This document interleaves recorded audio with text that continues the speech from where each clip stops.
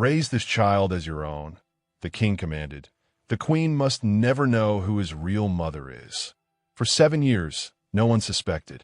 Then the boy turned 7, smiled at the queen's advisor, and his dead mother's face stared back. What the queen did next is something you will never expect to hear. Hello everyone! Before we start, make sure to like and subscribe to the channel, like the video and share with loved ones, and tell me in the comments where you're watching from and what time it is there. That way YouTube will keep showing you stories just like this one. Now, let's begin. The scream tore through the stone walls of the rented house on Royal Crescent in Bath, a sound so raw and primal that it sent servants fleeing to the farthest corners. King Royce Halbrighton, 43 years old and powerless for the first time in his reign, stood outside the birthing room door with fists clenched, listening to the woman he loved die. Lisa Nuremberg, the brilliant American pianist from New York who'd captured his heart during a diplomatic tour 7 years ago. The woman who made him laugh, who challenged his thoughts, who filled the hollow spaces his political marriage had created. The woman carrying his child. The screaming stopped. The silence that followed was worse. The midwife emerged, her apron soaked with blood, carrying a small bundle that moved and cried. "The child lives, Your Majesty," she said quietly. "A healthy boy." The mother does not. Royce's world tilted. He took the baby with trembling hands, auburn hair already visible, tiny fists waving, so impossibly alive. Lisa est son, his son, and Lisa, brilliant Lisa with her amber eyes and fierce spirit, was gone. "Leave us," he whispered. When the midwife hesitated, he roared it. "Leave us." Alone with his newborn son, Royce wept. He thought of Lisa's final letter, written weeks ago when she'd felt death approaching. "Promise me, Royce. Promise you'll protect our child. Don't let him be punished for loving me." He promised. But how? The child was illegitimate, born of adultery with a foreign commoner. Parliament was already circling over the succession crisis. 15 years of marriage to Queen Victoria, and not a single heir. If this child's existence became known, the scandal would be catastrophic. And Victoria, God, Victoria would destroy them all. 3 days later, Royce stood in the private chambers of Catherine Thornwell, senior lady-in-waiting to the Queen. She sat motionless by the window of her apartments in Windsor Castle, her face hollow with grief. Her newborn daughter had been stillborn 72 hours ago. Her husband, a naval captain, had drowned at sea 2 months before that. She was 31 years old and had lost everything. "Catherine," Royce said softly. They'd known each other since childhood, before his arranged marriage, before duty had separated their paths. "I need to ask something terrible of you." She didn't look at him. "Then ask it. I have nothing left to lose." He placed a bundle in her arms. Baby Robert stirred, making small sounds. Catherine looked down at the living child, and something cracked in her frozen expression. "He's Lisa Nuremberg's son," Royce said. "Mine, born 3 days ago in Bath. His mother died, bringing him into this world." He knelt beside her chair. "The Queen must never know. Parliament must never know. If they discover I have a bastard son while Victoria remains childless, they'll tear the monarchy apart." Catherine's hands tightened on the baby. "What are you asking?" "Tell the court your daughter survived. But the physicians were wrong, that she breathed after all. Raise him here, in the palace, as Robert Thornwell. I'll provide everything, money, position, security. You'll have purpose again, Catherine, a child who needs you.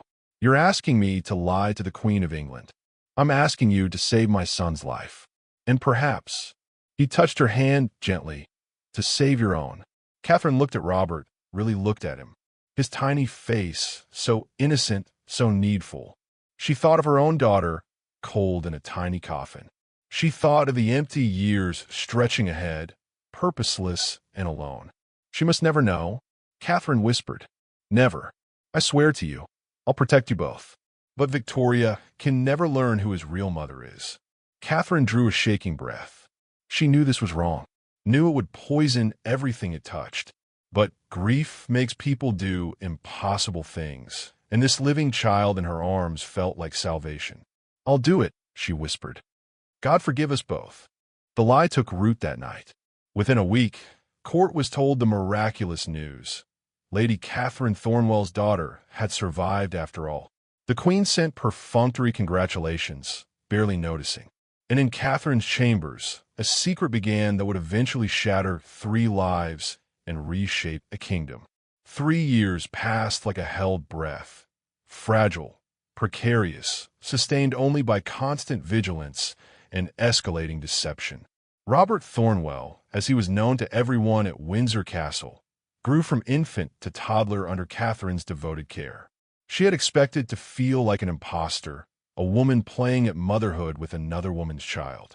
Instead, something unexpected happened. She fell genuinely, completely in love.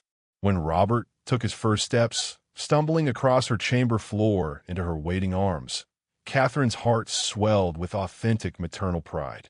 When he woke crying from nightmares, it was her shoulder he buried his face against, her voice that soothed him back to sleep. When he learned to say "Mama," pointing at her with chubby fingers and absolute certainty, Catherine wept with joy and guilt in equal measure. He was hers now, not by blood, but by every midnight feeding, every scraped knee kissed better, every story read at bedtime. Biology seemed irrelevant compared to the weight of daily love. But Royce couldn't stay away. The king visited Catherine's chambers constantly, far more than protocol suggested appropriate for a monarch visiting a lady-in-waiting's child. He brought toys from London, books from Paris, a carved wooden horse from Germany. He sat on the floor playing with Robert, teaching him words, laughing at his babbling attempts at conversation. "Your Majesty," Catherine said one afternoon, watching Royce build block towers for 2-year-old Robert to knock down. "People are noticing." The servants talk. The other ladies whisper. Royce looked up, his face transforming when he watched his son, the hardness melting into something tender and aching. "Let them whisper. I'm simply fond of the boy. Is that so unusual?" "It's unusual enough that the Queen has asked me twice why you take such interest in my son." Fear flickered across Royce's face. "What did you tell her?" "That you've been kind to me since my husband's death. That you knew Captain Thornwell from naval commissions." She seemed satisfied. Catherine paused. For now, Queen Victoria, in her private apartments elsewhere in Windsor, was not satisfied at all. She sat at her writing desk, reviewing reports from her trusted advisor, Lord Edmund Carstairs. The king's unusual behavior warranted attention. These frequent visits to the Thornwell chambers, the gifts, the obvious affection for a servant's child.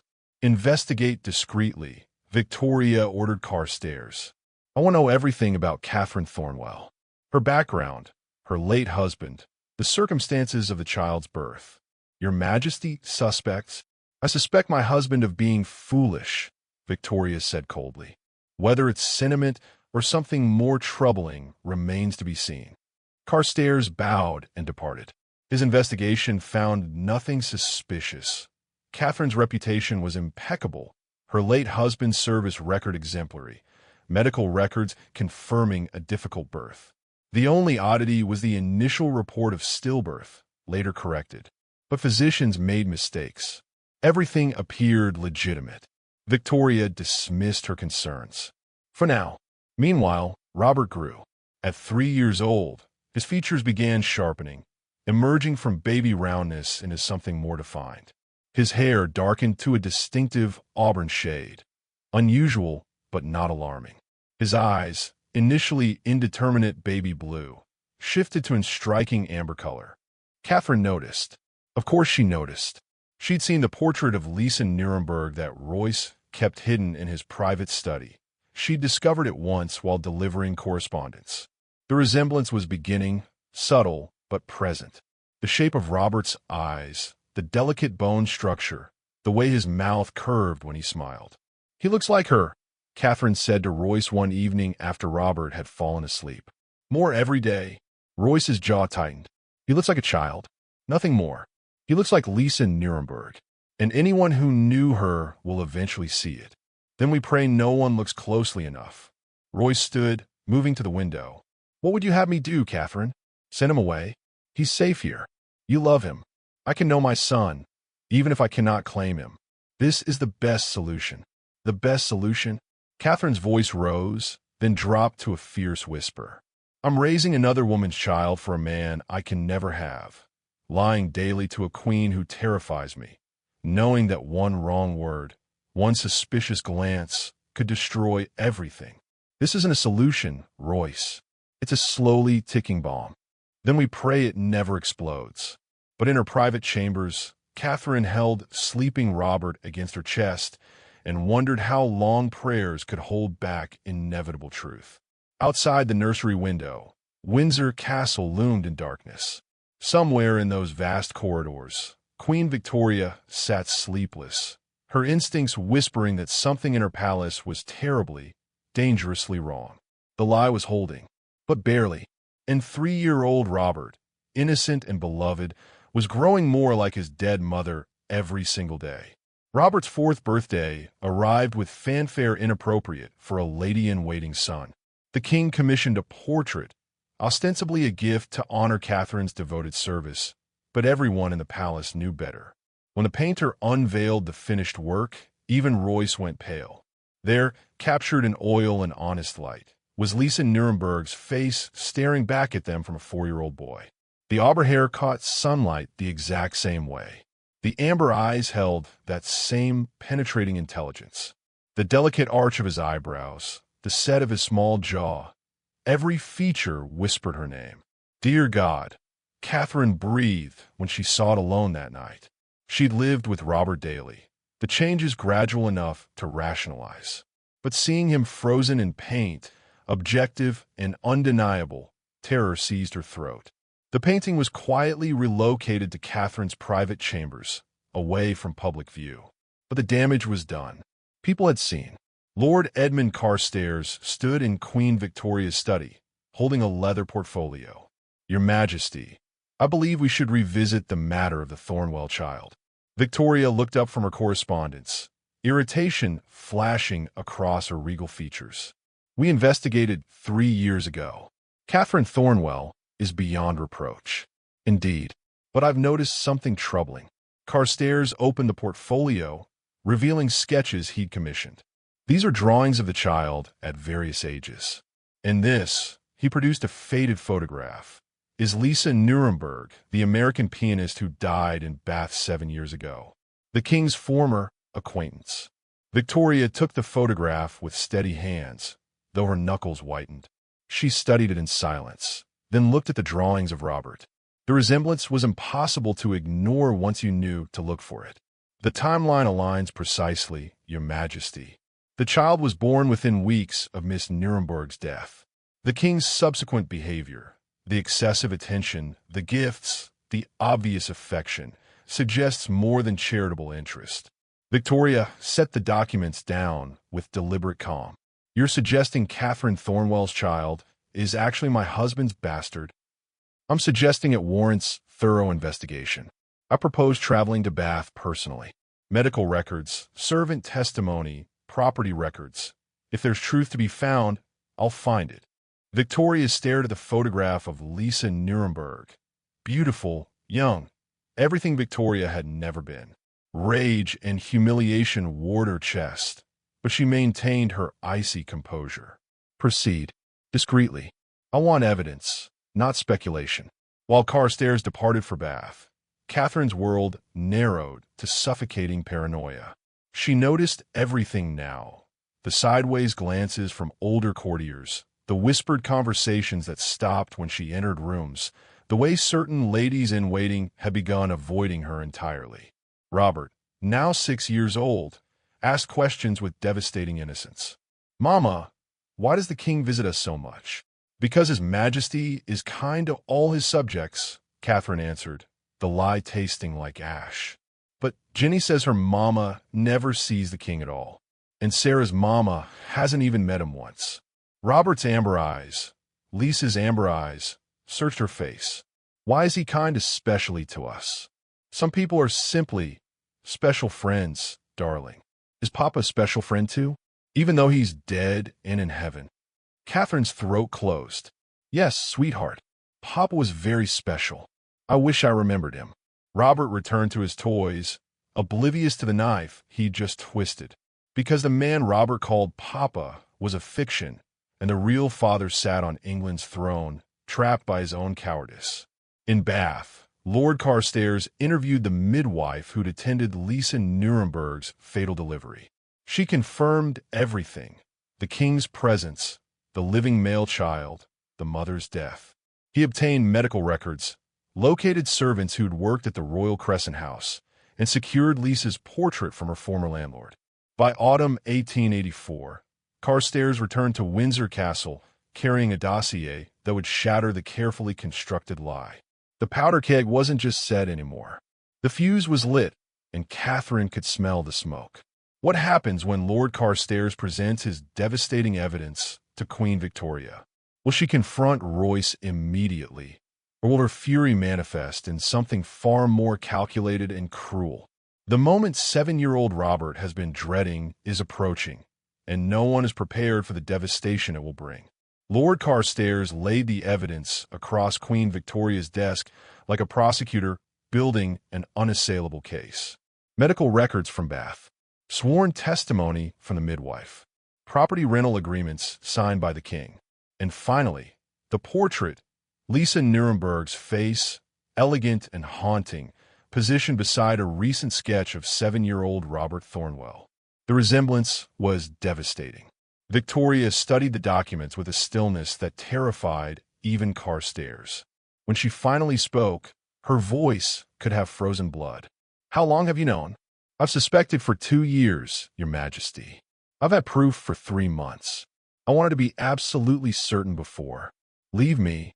Carstairs hesitated. "Your Majesty, regarding how you wish to proceed." "I said leave me." Alone, Victoria stared at Lisa Nuremberg's portrait until the woman's face burned into her memory. Beautiful, talented, American of all things, not even proper English nobility. And Royce had loved her.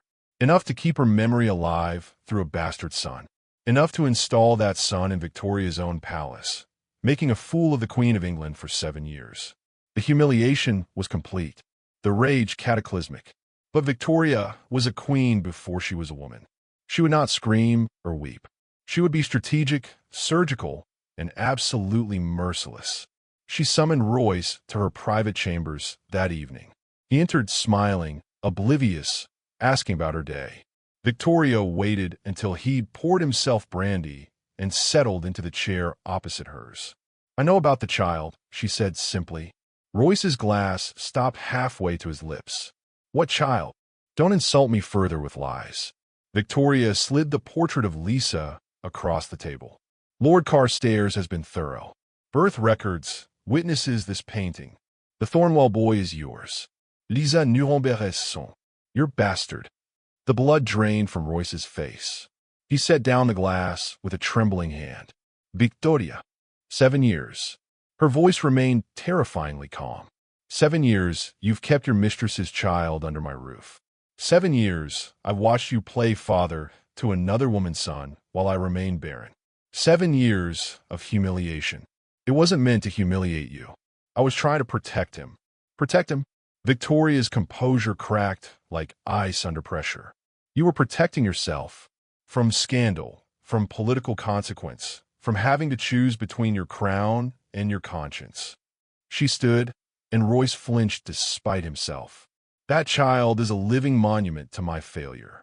Every time I see you with him, every gift you bring, every fond glance, it's a knife in my heart, reminding me of what I couldn't give you. Victoria, please. He goes, "Immediately. I want him out of England. America, Europe, I don't care where. But I will not have Lisa Nuremberg's son raised in my palace one day longer."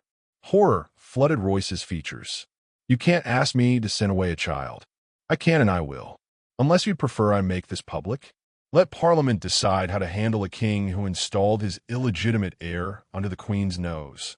Victoria leaned forward. "You'll send him away quietly, or I'll create a constitutional crisis that will end your reign. Choose." In Catherine's chambers, Robert sat on the floor, building a tower from wooden blocks, humming tunelessly. Catherine watched him from her chair, her hands twisted together, knowing that somewhere in the castle, her entire world was being decided without her. The door burst open. Royce entered, his face ashen, followed by 2 guards. Catherine shot to her feet. What's happening? The Queen knows. Royce's voice broke. She knows everything. Robert looked up from his blocks, sensing the adult's distress. Mama. Pack the child's things, Royce said hollowly. He's leaving for America tomorrow. Lisa's sister will take him. No. Catherine moved between Royce and Robert instinctively. No, you can't. He's my son. He's not your son. Royce's shout made Robert flinch. He's mine. Lisa's. And Victoria won't tolerate his presence another day. Robert stood slowly, confusion and fear dawning in his amber eyes. What's happening? Mama, what's he saying? Don't tell him, Catherine pleaded. Please, Royce, he's 7 years old. But the door opened again, and Victoria entered like an avenging angel, cold and implacable. She looked at Robert for a long moment, seeing Lisa's face staring back at her. You should know the truth before you leave, Victoria said. Catherine Thornwell is not your mother. Your real mother was Lisa Nuremberg, an American pianist who died giving birth to you. Your father is King Royce. You're a bastard, raised on lies, and you're being sent away because your very existence is an insult to this crown. Victoria, for God's sake, Royce started forward. But the damage was done. Robert stood frozen, his child's mind struggling to process the words. He looked at Catherine. You're not my mama? Catherine's face crumpled. Robert, I love you. I've always loved you. You lied. His voice was small, broken. Everyone lied. He ran. Out the door, past the guards, down the corridor. They found him an hour later in the palace chapel, curled beneath a pew, weeping silently. 3 lives shattered in one devastating moment. And somewhere in her chambers, Queen Victoria sat alone, wondering why revenge felt so much like drowning. The night before Robert's departure, Royce sat in his study, surrounded by unsigned documents. One set would publicly acknowledge Robert as his son, triggering constitutional crisis, probable abdication, and political chaos. The other set contained travel arrangements to New York, a trust fund, and a letter to Lisa's sister Josephine requesting she raise the boy. Choose the crown. Choose his son. There was no third option. Catherine appeared in the doorway without knocking, her face ravaged by sleepless nights. Don't do this. Please, Royce. He's just a child. He's a bastard. Victoria's made that abundantly clear. Royce didn't look up. If I acknowledge him, Parliament will force me to abdicate. The scandal will destabilize the monarchy itself. Then let it destabilize. Catherine's voice broke. He's your son, your flesh and blood. Lisa died, giving him life, and you're going to abandon him to preserve your precious crown. What would you have me do? Royce finally met her eyes, and she saw the exhaustion there, the guilt eating him alive. Start a constitutional crisis? Watch the government collapse? Condemn Robert to a life as the bastard who destroyed a king? He'll be safer in America, away from this poison. He'll be abandoned, unwanted. Do you know what that does to a child? Catherine moved closer, desperate. I raised him, Royce. I know every fear he has, every dream. He's terrified of the dark. He loves stories about knights and dragons. He laughs when it rains. He's a person, not a political problem to be shipped away. You think I don't know that? Royce's composure cracked. You think this doesn't destroy me? But I'm a king before I'm a father. I have responsibilities to an entire nation. Then you're a coward. Catherine's words fell like an executioner's blade. You were a coward when you married Victoria instead of fighting for love. You were a coward when you hid your son instead of claiming him. And you're a coward now, choosing duty over the child who needs you. Royce flinched as if struck. Get out. Gladly. I can't bear to look at you. She found Robert in her chambers, sitting on his packed trunk, small and terrified. When he saw her, he didn't run to her arms like he used to. The trust was broken. Are you really not my mother? His voice was barely a whisper. Catherine knelt before him, taking his small hands in hers. I didn't give birth to you, Robert, but I've been your mother in every way that matters. Every scraped knee I kissed, every nightmare I chased away, every story I read. That was real. My love for you is real. But you lied. Yes, and I'm sorrier for that than you can possibly understand." Tears streamed down her face. "Your real mother's name was Lisa. She was brilliant and brave and beautiful, and she loved you so much she gave her life to bring you into this world. I was supposed to keep you safe for her. Instead, I failed you both." Robert's amber eyes, Lisa's eyes, filled with tears. "I don't want to go to America. I want to stay with you." "I know, darling. I know." Catherine pulled him close, memorizing the weight of him, the smell of his hair, knowing this might be the last time. "But sometimes the people who are supposed to protect us fail, and we have to be braver than they are." A knock interrupted them. The guards had come. Royce stood in the doorway, looking decades older than his 43 years. He approached Robert slowly, as if the boy might shatter. "I'm sorry," he whispered. "I know you can't forgive me. I'm not sure I can forgive myself. But this is the only way to keep you safe." "You're sending me away because the Queen is angry," Robert said with devastating clarity. "Not to keep me safe. Because you're afraid." The truth in those 7-year-old words gutted Royce. He had no response. Robert turned to Catherine one last time. "Will you write to me? Every week. I promise. Will you forget me?" Catherine's heart shattered completely. "Never. Not if I live 1,000 years." They took him at dawn. Catherine watched from her window as the carriage disappeared down the road toward London, then the ship to New York. She stood there for hours after he'd gone, until the sky darkened and rain began to fall.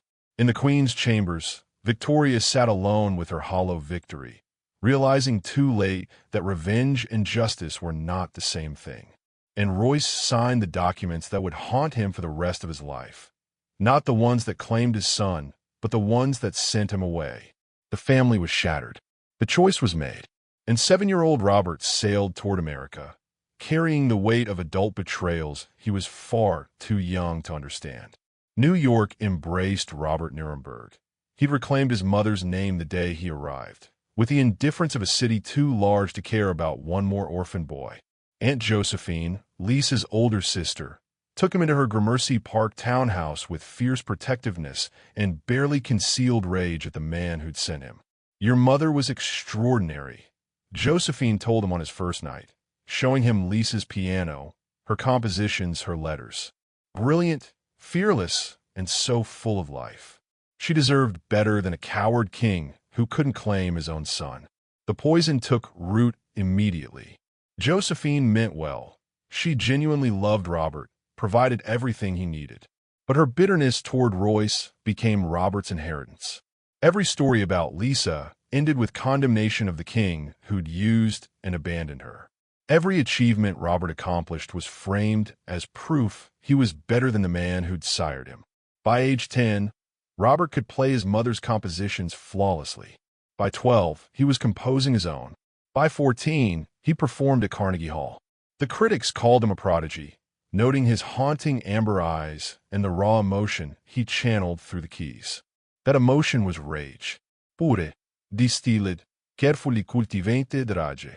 Josephine died when Robert was 16, leaving him her considerable fortune and one final gift: a locked box containing every letter Lisa had written to Royce, every promise he'd made, every declaration of love.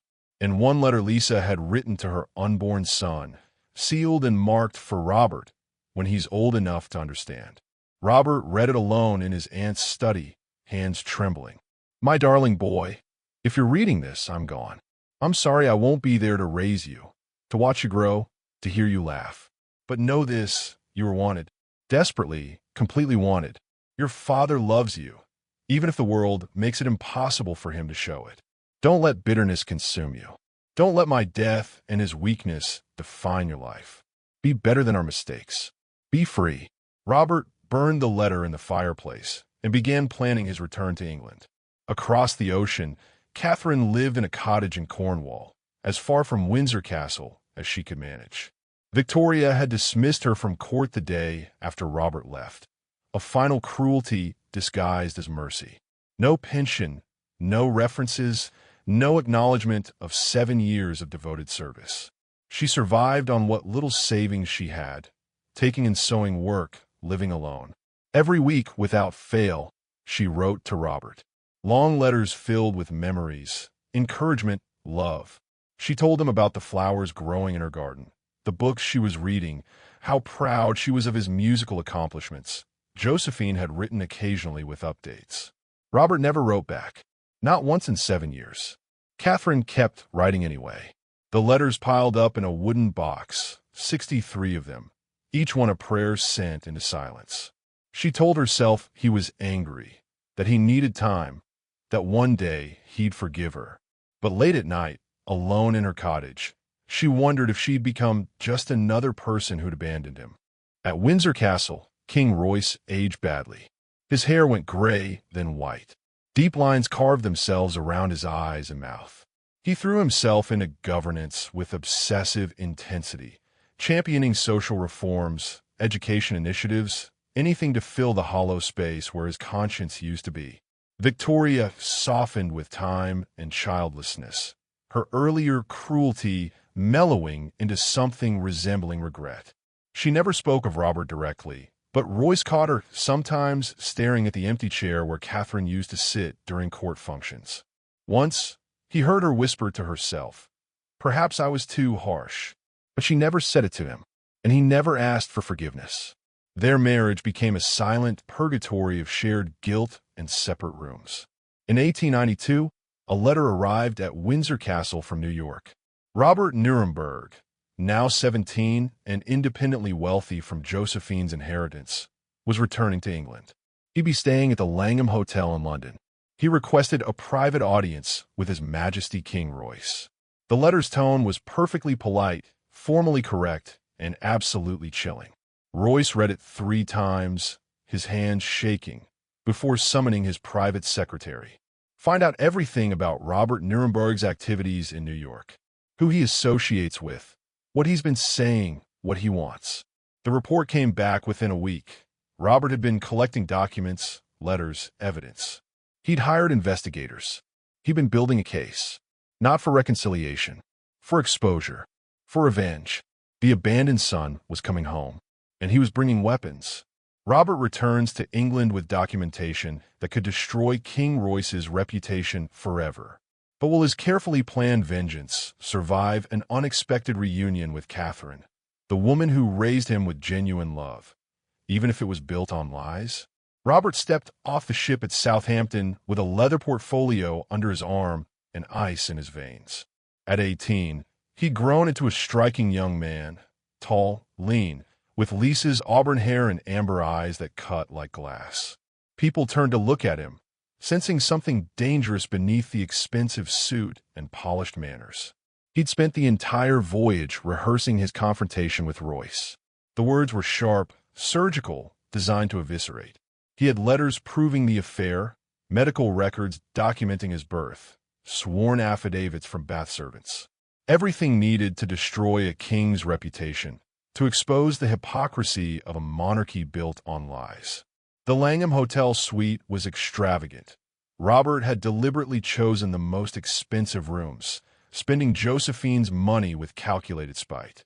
If Royce wouldn't claim him as a son, at least the bastard could live well on his mother's family fortune.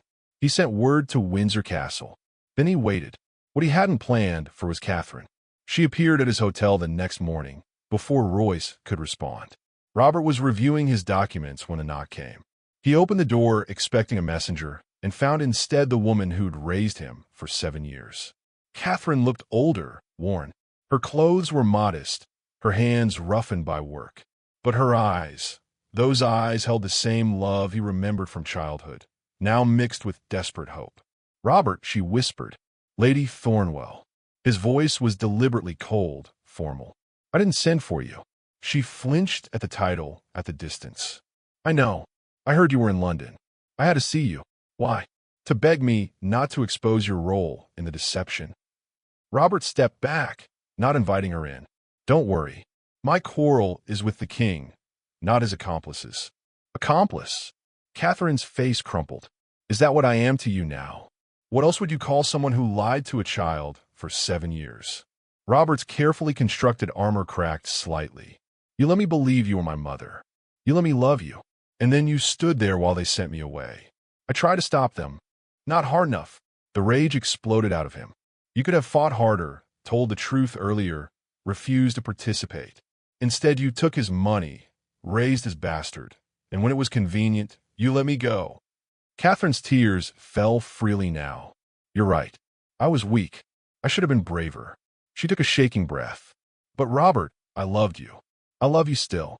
Not as an obligation or a role. You were my son. Or my son. The 7 years I had you were the only time in my life I felt whole. Built on lies. Built on love. Catherine moved closer. I know you're angry. You have every right to be. But that little boy who used to climb into my lap when he had nightmares, that was real. The songs I sang you to sleep, those were real. The pride I felt watching you grow, all real. Robert's hands trembled. He wanted to stay cold, maintain his rage. But seeing her again, hearing her voice, feeling 7 years of buried grief rising up, it was breaking something inside him. I wrote you, Catherine whispered. 63 letters. Every week. You never responded. I read them. The admission escaped before he could stop it. Every single one. And then I burned them because I couldn't bear to keep them. Understanding flooded Catherine's face. Because it hurt too much. Because it made me weak. Robert turned away. I came here for revenge, Catherine. To destroy the man who abandoned me. I don't have room for forgiveness. I'm not asking for forgiveness. I'm asking you to remember that people are more complicated than the worst things they've done. She moved to the window beside him. Your mother, Lisa, wrote you a letter. Did you read it? Robert's jaw tightened. Josephine gave it to me. And what did Lisa tell you? To let go of bitterness. To be better than their mistakes. To be free. He laughed bitterly. She died, giving birth to me. Easy for her to preach forgiveness from the grave. She was right, though. This rage you're carrying, it's killing you as surely as childbirth killed her. A knock interrupted them. The hotel manager appeared, apologetic. Mr. Nuremberg, there's a gentleman here. Says his name is King Royce. He's requesting audience. Robert and Catherine locked eyes. 7 years of separation, 7 years of silence. And now the three of them would finally face each other. Send him up, Robert said quietly. Catherine reached for his hand. He let her take it, and together they waited for the man who destroyed them both.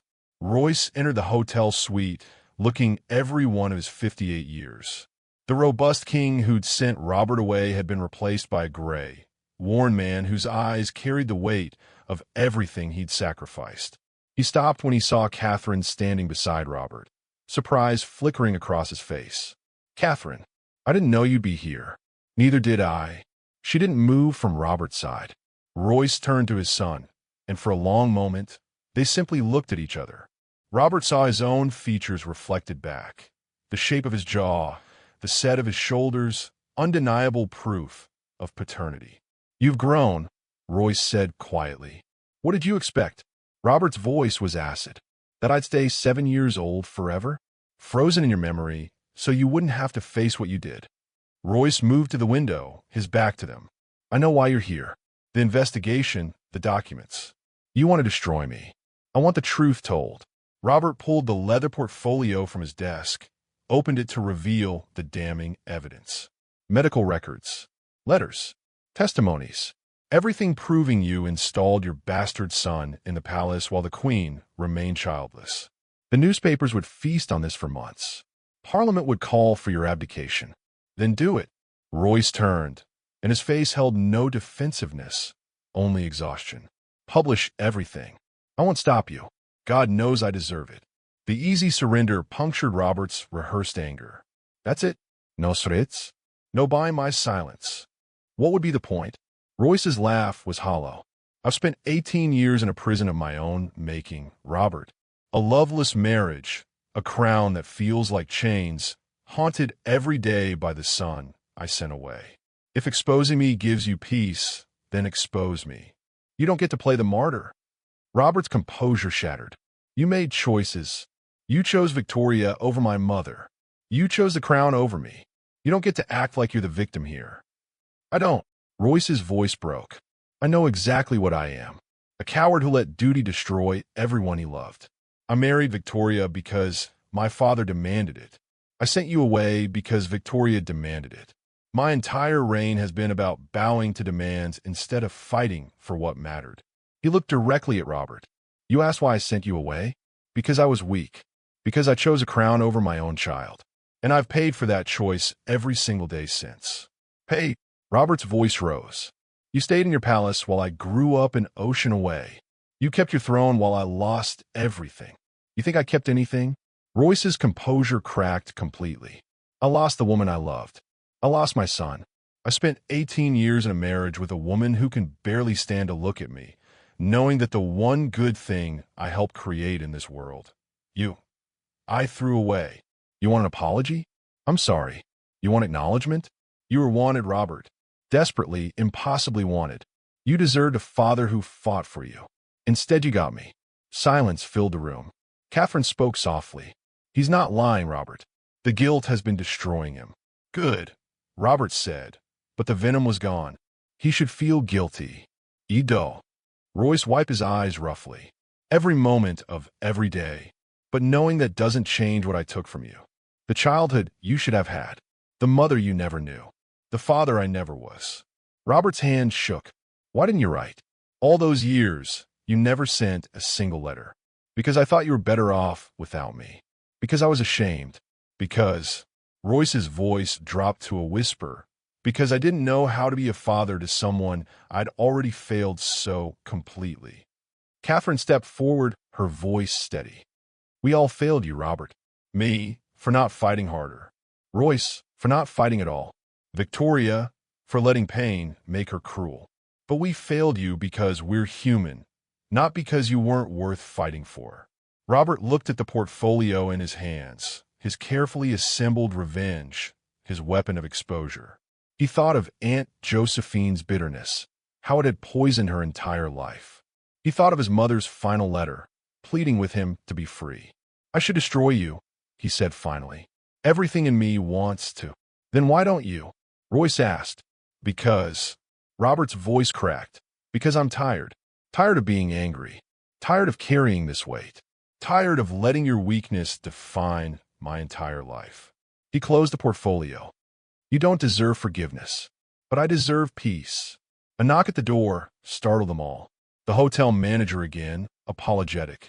I'm terribly sorry, Mr. Nuremberg, but there's one more visitor. Says it's urgent.